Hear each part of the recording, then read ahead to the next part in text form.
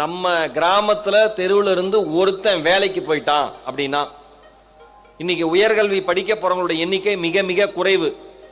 படிக்கிறப்பே நமக்கு தெரியும், நம்ம கூட 5வது வரைக்கும் படிச்சவன் 6வது காணாம போயிருப்பான், 10வது வரைக்கும் படிச்சவன் 11வது காணாம போயிருப்பான், 12வது வரைக்கும் படிச்சவன் காலேஜ்ல காணாம போயிருப்பான்.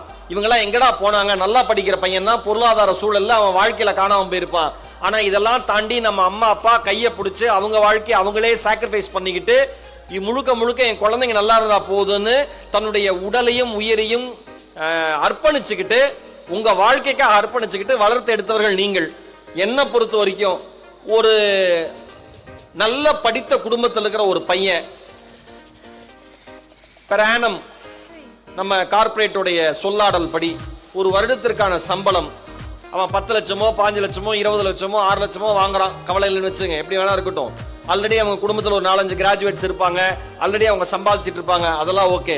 ஆனா கிராமத்துல நான் தான் இன்ஜினியரிங் காலேஜுக்கே போற முதல் பையன், நான் தான் இன்ஜினியரிங் காலேஜுக்குள்ளேயே போற முதல் பொண்ணுன்னு வரவங்களுக்கு என்ன தெரியுமா மிகப்பெரிய பொறுப்பு இருக்கிறது?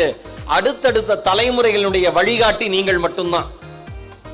உங்க கிராமத்திலிருந்து கிளம்பி போய் நீங்க சென்னையிலயோ பெங்களூர்லயோ ஏதாவது ஒரு நகரத்திலயோ வேலை பார்க்க தோங்குறப்ப எங்க கிராமத்துல இருந்து ஒரு அக்கா முதல்ல போச்சு, எங்க கிராமத்துல இருந்து ஒரு அண்ணன் முதல்ல போனாரு, நானும் அந்த மாதிரி போகிறதுக்கு ஆசைப்படுறேன்னு அடுத்தடுத்த தலைமுறைகள் வரும். ஒரு தலைமுறைக்கே வழிகாட்டிய பெருமை உங்களையும் உங்கள் குடும்பத்தையும் வந்து சேரும்.